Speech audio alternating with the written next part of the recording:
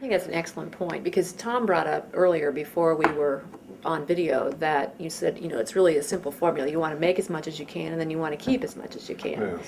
And a lot of times what I tend to find when I work with clients is that we do things the same way on an ongoing basis out of habit, and so we decide we have to let so many people go because we make so much margin on every dollar we bring in. But what if instead we said, well, do we really have to do everything that we're doing now, and could we reinvest those resources in a different way that would yield a larger return on that same investment? And so now that when we do planning, a lot of times one of the biggest things we do is add this stop doing list, and we just keep it. Every single meeting we add to it, and then at the end we, some of them are funny and flip and a little irreverent, but a lot of them are really good ideas, and we realize how many reports we generate that no one really pays attention to, or how many projects we have that don't really result in anything meaningful.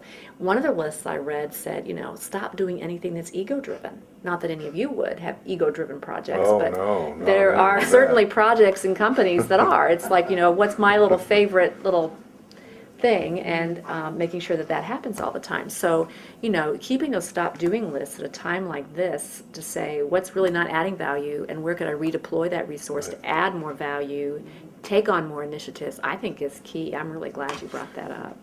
I used to work for a long time in Vic's business, a CPA firm. Employee in one, a manager in one, a partner in one, had my own for a while, so all facets.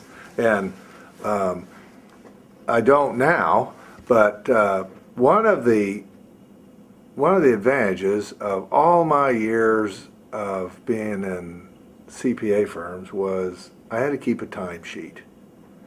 And because the company's goal, and just about every firm I worked with or I owned, was to be chargeable, have most of your time, the vast majority of your time, theoretically all of your time, be chargeable to a client. I mean, you're working on a client's business, tax return or whatever.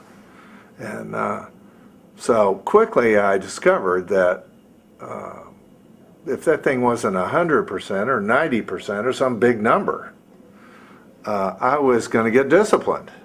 I wasn't operating in accordance with one of the company's main goals. So you get efficient in a hurry. So you want to straighten the pencils in your desk, which all accountants want to do. It's not a value. It's not a value item because it doesn't generate billable hours, and it doesn't get the company's goal, keep the company's goal moving forward. And our folks still have to, whatever the company goal might be for, like you say, the day or the week or the year or the month, needs to be set in everyone's mind so that all those times when you're just straightening the pencils in your drawer and you're asked, why do you do that? Well, I want to know where my number 2 pencil is when I need it. Well, is that going to really be important to getting the job done today? And so, well, some might agree, no, it isn't essentially important. Okay, what is the goal, and how can I do that every day, every time, every minute I'm at work? So that's huge, but it's easy to forget. It's really easy to forget. And even for me, it's easy to forget. Kind of take that one step further. Our marketing department, which is very capable, they do a great job. They do. But they're creative, and as Tom has explained, we've got a bunch of accountants around here, so we don't always think the same way. But our marketing folks would come up with new ideas and new creations, and so we went through this period of time where they kept coming and saying, we need to do this, we need to do that, and they kept adding things to the plate. And I told them, I said, our budget now is this, and so from now on, whenever you add something to the plate, you need to tell me what you're going to take off the plate. Because it can just become, and same's true with administrative functions and other things within your organization. So the don't do list is kind of similar to that. Sometimes we just keep having these great ideas and we add things that we never really go back to figure out what to take off. Maybe we should add that to our weekly meetings. We need to have the don't do list generated.